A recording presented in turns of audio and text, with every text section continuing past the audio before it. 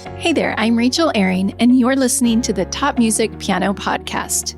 Get inspired as we discuss creative resources, trends in piano pedagogy, ways to grow your income and streamline your studio, and new ways to engage your students each week. If you are a teacher who wants to go beyond the method books to create an innovative studio that fosters lifelong music makers, you've come to the right place. Hello, piano teachers, and welcome to this week's episode of the Top Music Piano Podcast. Have you ever thought of turning your piano studio on its head and throwing tradition completely out the window?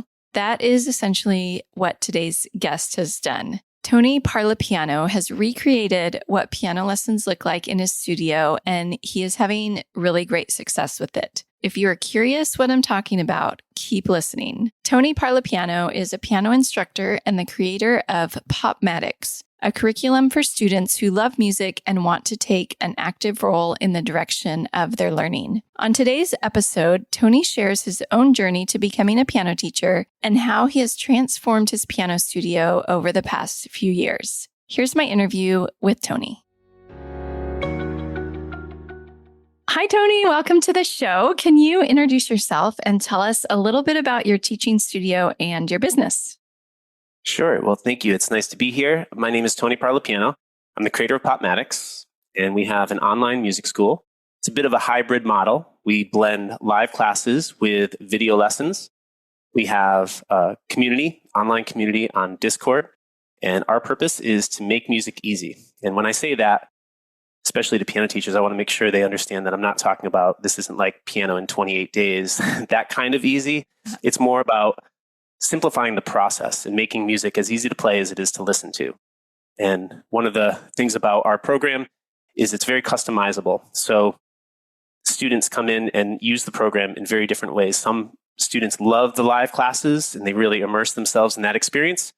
But it was also really important to us that they didn't have to come to a live class and that they could get everything they needed through video lessons.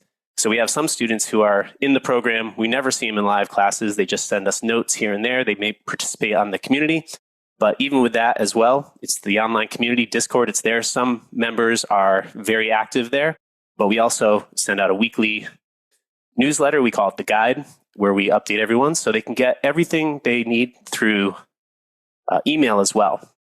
And then as far as myself, maybe the only two things I'll add to that is, yes, this is my real last name. People always want to know that when they hear Tony Parlapiano. Is that really your last name? It is my real last name. And then from the perspective of a piano teacher, I think the other interesting fact is that I never had piano lessons as a kid. Mm-hmm. So that gives me a very different perspective. And when I started teaching, I didn't have this childhood experience to look back on. I had to kind of figure it all out on my own. So can I ask, how did you come to playing the piano? I was in college and I was on schedule to become maybe a high school band director. I played brass instruments, and in my first semester of my second year, I took a jazz improv course. There was no piano player, and not knowing what I didn't know, I said, "Hey, I'll take that job," because it was a jazz course, and I was just kind of interested in it. I got interested in the teachers and all the students. They just seemed to be having so much fun. And I was like, I want to try this jazz thing. So I sat down and then changed to my major to piano. Not exactly sure how I convinced the department to let me do that. And then I spent the next summer desperately trying to catch up to everybody who had been playing since they were 6. Wow, what a story. So even with your last name, you didn't take piano lessons when you were a kid, huh? You thought that would have been natural. You'd have thought that. And I was the youngest of 9, and all of my siblings had played an instrument. So there was a lot of instruments around the house. And the piano was the most neglected instrument in the house. It had never been tuned. It was covered all the time. It was not even in a convenient location that you could really sit there comfortably. It was kind of pinned up against other furniture. So yeah, it just never really occurred to me at that time. So what instruments did you play? I started off, band instruments, I started off in clarinet, and then I very quickly switched to saxophone, and then I did euphonium for a little while. When I was in high school, my brother, who was 24 years older than me, played some guitar, and he gave me his bass, and he said if I could learn to play well enough, I could sit in and play with his acoustic duo. And so I did a little bit of that. And I did have a friend in high school who showed me a few things on piano. But when I made that decision to become a music major and study piano, I was in college. I was in that second year. I tell you right now, I did not even know all of my major triads and root position. That's where I was starting from. And from there, it was such a switch. I just knew that this was the path that I was going to go on. And part of it was knowing that I kind of decided that I wasn't going to be a high school band director anymore, that wasn't really the dream, even though that had been my path since the first day of seventh grade. I knew first day of seventh grade I was going to be a music teacher. I just didn't know it would turn into this. Yeah. So tell us what happened after college, after you got that piano degree. Did you start teaching piano right away? I started teaching while I was still in college. Okay. And I was fortunate enough to be surrounded by a lot of musicians in our local area. Had some really well-established local bands that didn't have piano players. So I had an opportunity to play with a lot of musicians who were self-taught. And I was working at a music store, so I met a lot of musicians there as well. And a lot of opportunities came my way. There wasn't a lot of keyboard players, people who could go out and take two keys. And that's really how I got started with that. Wow, what a fascinating story. So we are here, though, today to talk about PopMATICS and playing pop music. So I do want to get into that. Can you explain a little bit more about the PopMATICS curriculum for those of us who aren't too familiar with it? So we shine the spotlight in a few areas that are not often covered in traditional piano lessons. We focus on three areas. We call it creating, listening, and understanding. The creating part is improvisation. But when you use that word, a lot of people associate that with jazz music, and then they get really intimidated because that world, there's a lot of prerequisites for just getting involved in that style of music. But when we're talking about improvisation, we're just talking about creating. This happens in every genre of music. And so the idea of just generating something that wasn't there before. So we focus a lot on creating. The listening part of it is related to playing by ear. But a lot of people think of playing by ear as this process of elimination. And if I hit enough wrong notes, eventually I'll find the right ones. And that's not really what we're talking about. We're talking about learning by listening, meaning how much information can you get through just listening alone? And our goal is to help students eliminate the guesswork. So when they hear sound, they know what it is before they get to their instrument. So they can work out an entire song while they're taking a walk, listening to the song, come home, sit down, and play it. That's the goal. As far as the understanding portion, we have, this is the only area of the curriculum that we do in a really linear fashion. We have 40 concepts that help develop your understanding of sound. That's probably closely related to what people think of as theory, but a little different than that. You think of a musician that gets brought up a lot as the Beatles, Paul McCartney. They didn't read music. They didn't know their music theory or whatever. But yeah, they sure did understand how to find the sounds they wanted to play. And so that's what we're talking about here. So the concepts are very unique at PopMATICS. In many cases, it's tied to things that people know, but it's a brand new presentation on them. And so it's reimagining the keyboard, a lot of improvisation through storytelling. And so those are the three main areas of the curriculum. I'll just say that we supplement those also with 2 extra classes. We have a class that's called Office Hours, and that's a class where our students can submit questions and get answers. They can come live too. That's the only live class that we record. We like to keep the recordings. I do recordings throughout the week, but they're live classes. We don't record because we want students to feel welcome to ask questions and not sometimes people feel like they don't want to ask a question when they know it's being recorded. They don't want to sound stupid or something. It's like, and it shouldn't be that way, but by just not recording, that helps. But the Office Hours is a class that we record and people submit questions. And so if they have questions at any point in time, that's the place to send them and they know they're going to get their answers. So even though it's not individual private lessons, it's all group lessons. There's a real drive to give a personal touch and to be able to get people the help they need.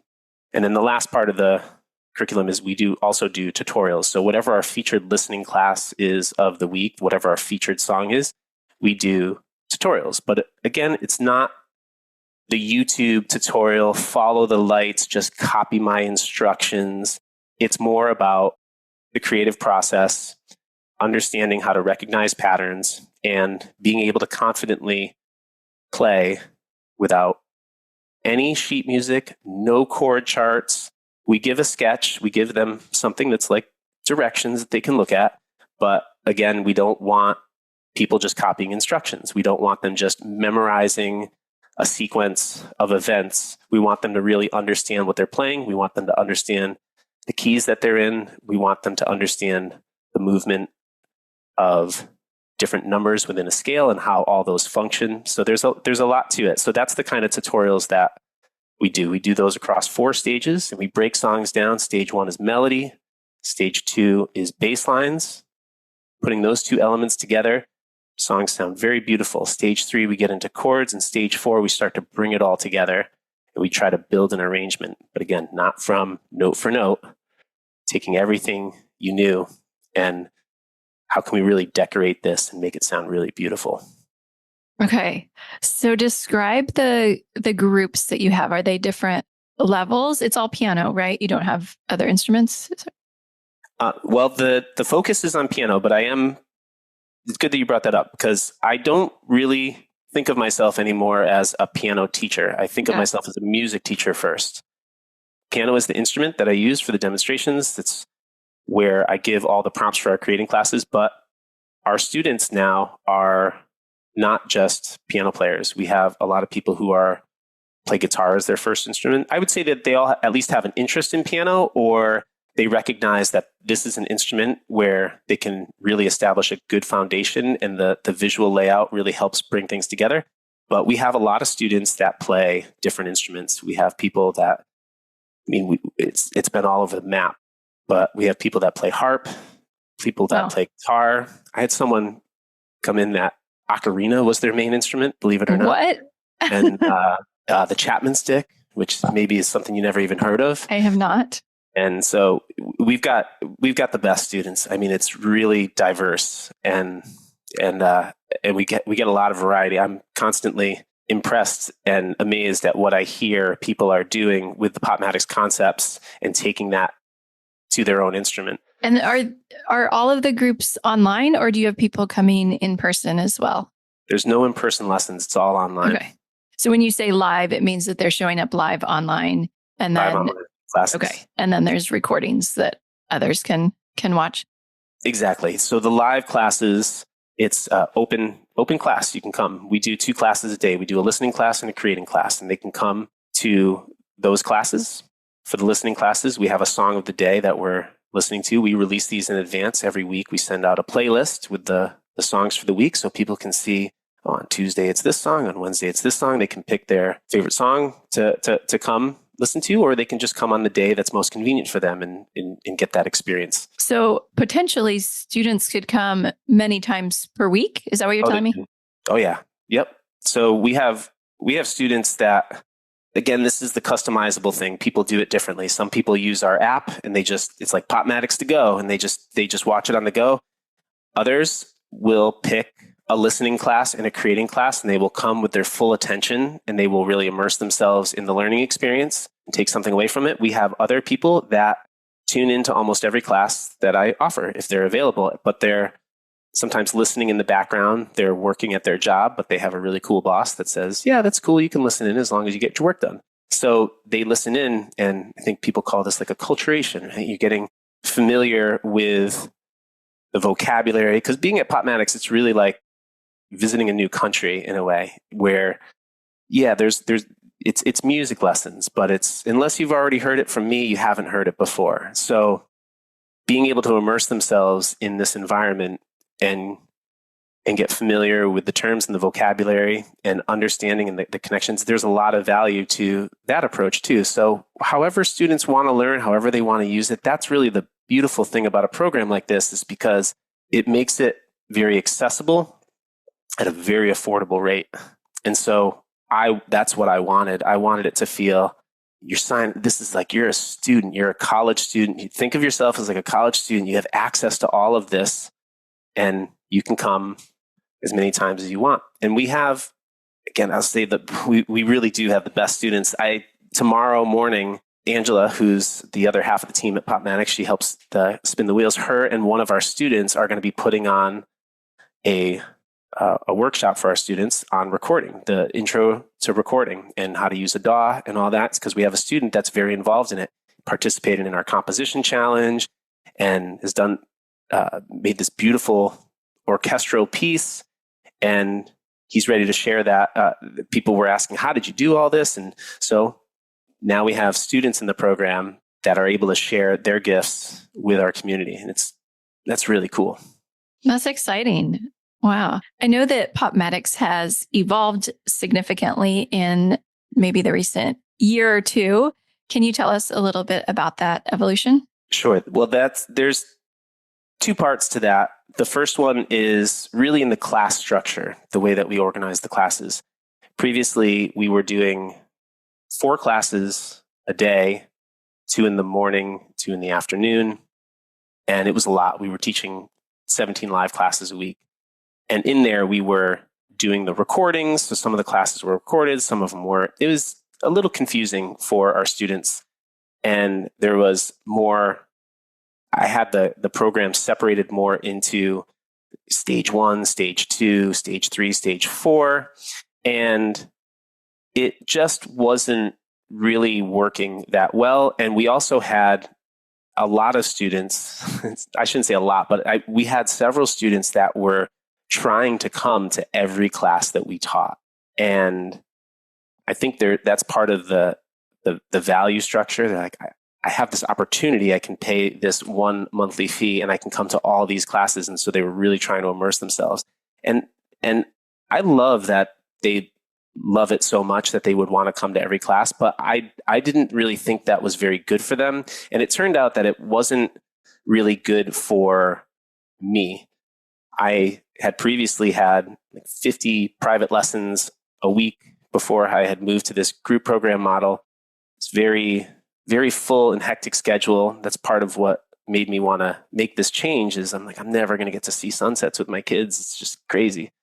So I made this change. And when I first did it, the vision came very quickly and I implemented it very quickly. And I didn't have the presentation right in the beginning. And so over the past year and a half, we've really refined that class structure and concentrated it into these 3 areas of learning that I mentioned before, the creating, listening, and understanding.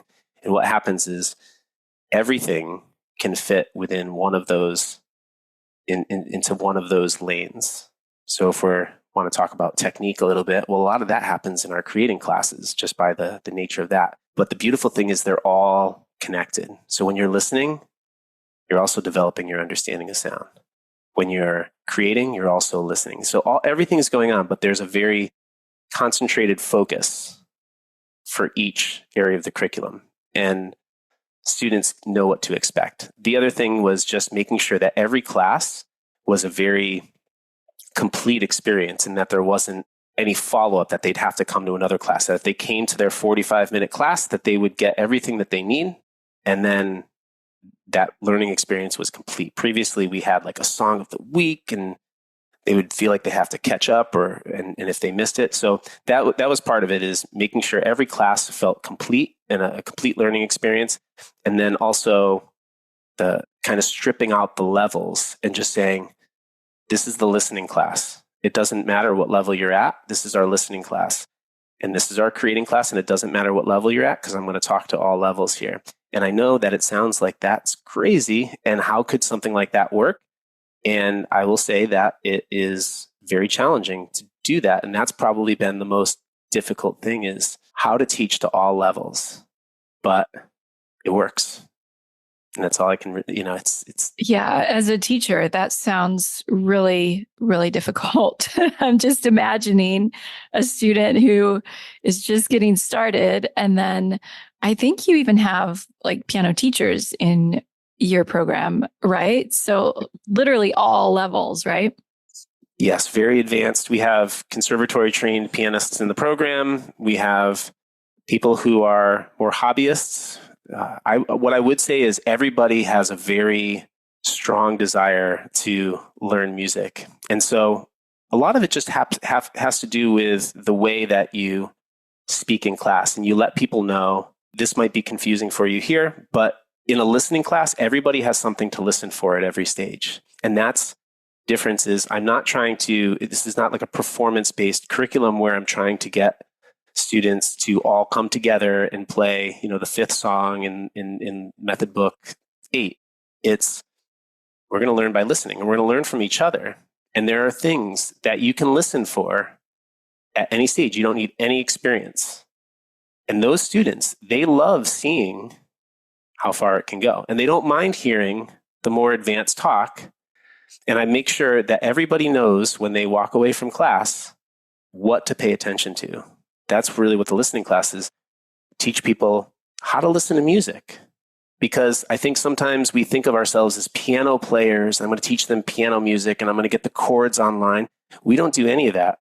We start with the recording, the original recording. We start from scratch, start with a blank sheet of paper, and we go through and everything gets revealed at the speed of their understanding. And that's probably another really unique thing. I know a lot of people who do online classes, they start with all the information. They just put everything up on the screen and then we're going to go through this and we're going to walk through. They actually see, it's like the Bob Ross approach. They really see it come alive right before their eyes. And so there's plenty of time for questions and we're very clear about the listening process and what happens at each stage of listening. And so they can feel that advancement where they are. But the beautiful thing about music too, is it's not so much about the notes and the chords. Sometimes it's about the story and how does this sound help tell the story? We think of it, we call the instruments in a recording, we call it the cast because it's just like a movie. Right? Every instrument is playing a role in telling the story. And that's what I love about pop music is we get these beautiful stories. And sometimes they're very clear what they're talking about. And sometimes the lyrics are very nebulous and it can mean a lot of things to a lot of different people. And that opens up for a lot of discussion as well. So it's really hard to imagine if you haven't experienced it. And how could this work at every level? But same thing, the creating classes are kind of staged. And just like maybe a fitness instructor teaching a class of people at different levels of ability, they'll say, here's the exercise that we're working on. If you need to modify it a little bit, go ahead and take the top note off this chord or something like that, something where people can still play along if they want. And everybody can play. That's a good analogy because I've been in those fitness classes and I've been the one who had to modify it to make it a little easier. So the name of your program is PopMATICS. Is it primarily focused on pop music or do you incorporate other styles and genres as well? Well, I want to say that it's first and foremost, it's a program for studying music. And we do focus on the music that 98% of the population is listening to, which is pop music. But what you're learning in here works across all genres of music. And if you think of most people who go to school for music, they have to pick one of these lanes. Am I going to be on the classical track or am I going to be on the jazz track? And the unfortunate thing is there doesn't always seem to be a real clear bridge between those two worlds. And the people who are the jazz masters oftentimes don't have their reading in balance with their improvisational skills and vice versa. Those people are really intimidated. And it's like, here's two styles of music being taught and they have a really hard time communicating between one another. And what I think of as PopMATICS is really, it's about developing your foundation. I want to make sure you have a very rock solid foundation so that you can go to any genre, you can understand anyone, you can go to any YouTube tutorial of self-taught musicians telling their crazy theories about how music works, and you won't be confused because you have a foundation to return to. So that's the place, that's what PopMATICS has done for me, where I can listen to anyone, and I encourage students to do this as well. Bring me things from YouTube. You heard something, you heard someone telling something, we'll talk about it and we'll talk about the differences. That's something that I can do. Having the background in school, I went through a jazz studies program. Prior to that, I was kind of on the classical track with the brass instruments, and I've spent a lot of time around self-taught musicians. And popular music, to me, it's simpler in terms of how many elements you need to get started. When you think about jazz, harmony, for the most part, starts at the seventh degree. Not very many chords are just basic triads. So already you're dealing with seventh chords. And in classical music, there's so much emphasis on this dominant to tonic relationship. And in pop music, it's not that we don't have five chords, but those five chords don't have the dominant seventh on it. And sometimes it's that, since they're just major chords like everything else, five chords can move to four chords, which doesn't really happen in those worlds. So there's less kind of constraints that define the genre. And so it opens up more flexibility. So where harmony might start at the seventh degree of a chord or as seventh chords, in pop music, it really starts at the second voice. And so you can do so much with just two notes. And then also the way that harmony moves in pop styles of music is different from classical or jazz.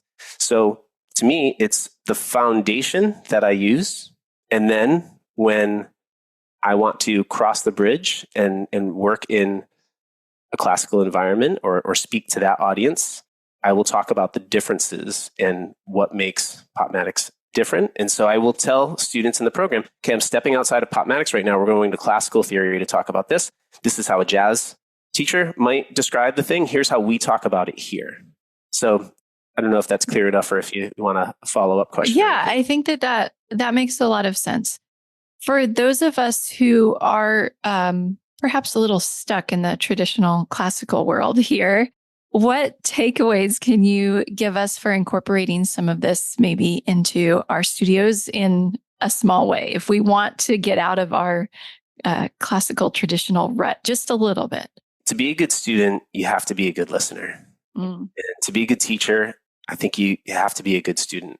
And you got to let go a little bit of the authoritative role of supervising everything students are playing and being in this environment where you're correcting mistakes. You're pointing out things and how things can improve. This taking a student outside of that role and putting them in an environment where not only is our mistakes okay, let's just pretend that they don't even exist right now because we're just creating and we're just exploring sound. And that's these are the type of things that I think is not really in the nature of the student-teacher relationship. Usually it's this more authoritative role. I am the teacher, you are the student. You are going to do what I said. I'm going to examine and listen to your results, and then I will give you feedback, and you will come back next week and you will do more. And there's this preserving of the history of music, and all of that is great. But in this environment, you have to really listen to your students and understand that your students can decide what they get to play without necessarily determining what they get to learn. You're still the teacher. And so just listen to your students. What is it that they want to play? I see so often people are they spend a lot of time looking for a piece of music that a student might be interested in because they were interested in this. It's like you're spending hours and hours, sometimes searching for an arrangement that doesn't even exist. And if you found one, it probably wouldn't sound that good if it was a pop arrangement. You're just constantly on the hunt for like slightly less boring material for your students to read, hopefully keep them engaged long enough, and then maybe they'll get there someday. But when you focus too much on reading at the expense of developing all these other skills, they're not going to get them on their own. So as far as like what can you do, just try. Just try letting your students lead the learning process. They will be okay if you don't have the answers today. It's okay. You can tell them, yes, I would love to work on that with you. But as far as what could I tell you to get out of this rut, I think you really need to invest in yourself and recognize, like if a teacher comes to PopMATICS, I have to tell them, like, you got to do the work, because this isn't just me giving you things that you can put in front of your students and walk through with them. This is you're a student here, and that's exciting. I view myself as a student of music. It's a wonderful feeling to spend a lifetime just exploring life through music. So if they're not prepared to do the work, nothing's going to change. You have to put yourself in a situation where you're learning these new skills. We see so often, sometimes people are saying, a student wants to learn jazz. What's a good jazz book? It's like, they don't play jazz. You can't teach a kid how to play by ear if you can't play by ear yourself. You can't teach a student how to improvise if you can't improvise yourself. So either you want to develop these skills or you don't. And I understand that sometimes people don't. I hear that all the time, but I have to let them know. It's like, there's plenty of materials. You're welcome to share it with your students and everything, but you got to be here for you. I don't know why anybody who loves music enough to want to go teach it would ever want to let go of the idea of being a student. Yeah, that's a really good point. None of us know it all, So true. So we're kind of skirting around this a little bit. Can you tell us exactly how PopMATICS helps piano teachers? Do they come in as students? Do you have resources for them to teach PopMATICS to their students? Talk a little bit about that whole process. The teachers that are involved in the program, some of them have been with me long before I had this group platform. So they were just taking private lessons with me and getting pieces of information and sharing it with their students.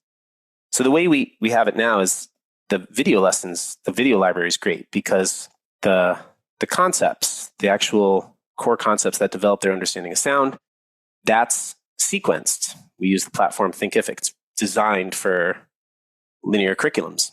And so that curriculum is there. They can always go and review the material if they need to. There's resources there for them to download and save. We have notes from each one. So if they don't want to watch the whole video, but they just want to read, oh, what's the summary here? Oh, yeah. So they have the opportunity to get all this information. But a big part of PopMATICS, being a PopMATICS teacher, is doing this with your students, getting your students involved in the writing process. The writing process is so important. That's where you make the connections and the discoveries, and you find the patterns in music, and you recognize, oh, this is the same chord that we just heard in that other song.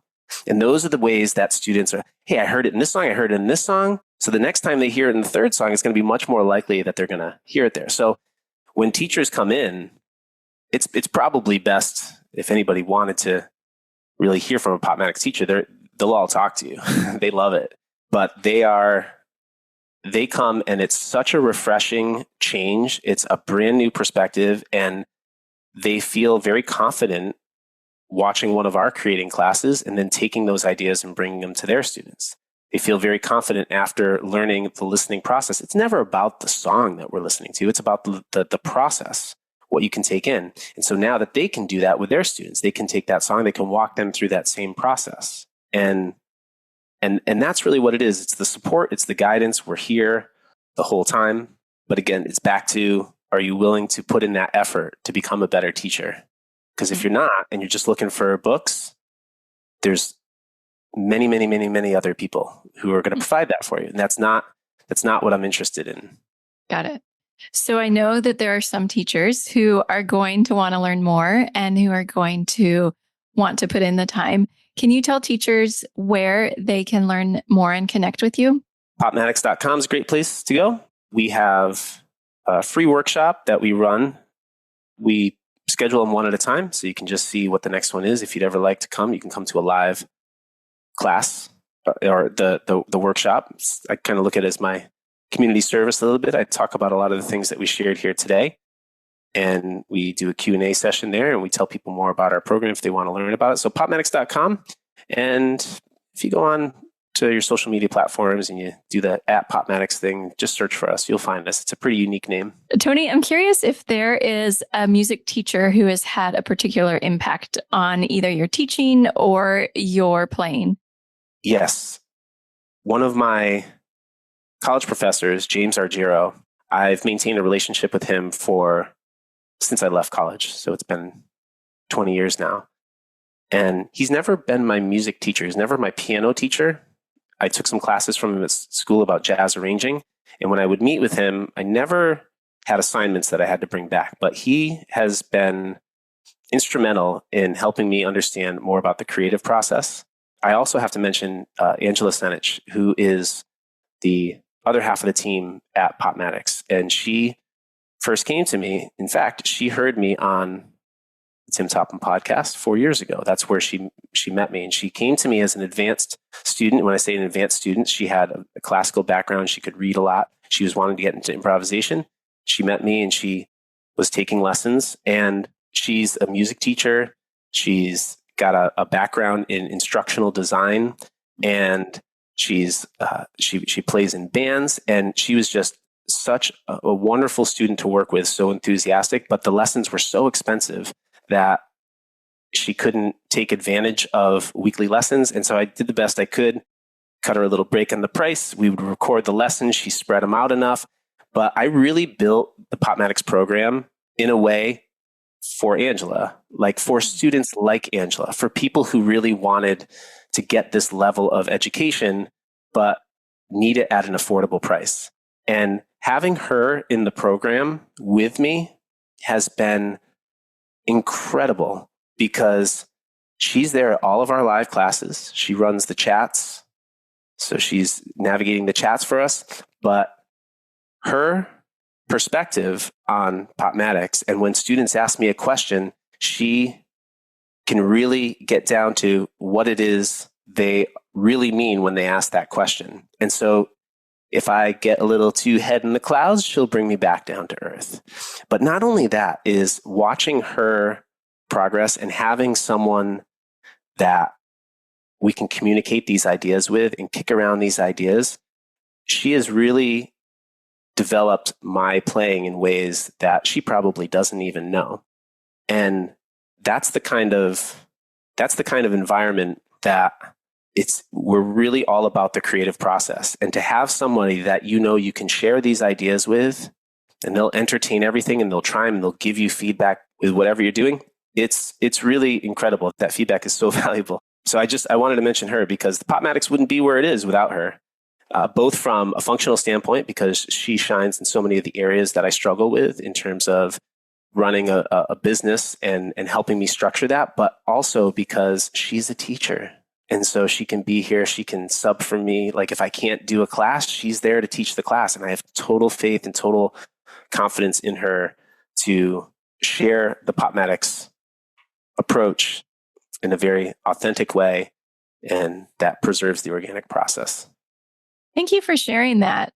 We're all so much better when we have community around us, whether it's a business partner or just other teachers that, we're in conversation with. I think it's so much better than just being an island, being alone, trying to teach your students by yourself, right? Surrounding ourselves with people is definitely a better option. You also have somebody that she knows we have an agreement. She can say anything she wants. Because if you're going alone, sometimes you think all your ideas are great. But sometimes you have someone that challenges you and says, I don't know, that's a little confusing. And in the past, I'd be like, I'm doing it my way. Stay out of my way. Like, let me just do it. I'm so focused on what I'm doing. But you bring somebody in that you really trust, and you can go back and forth.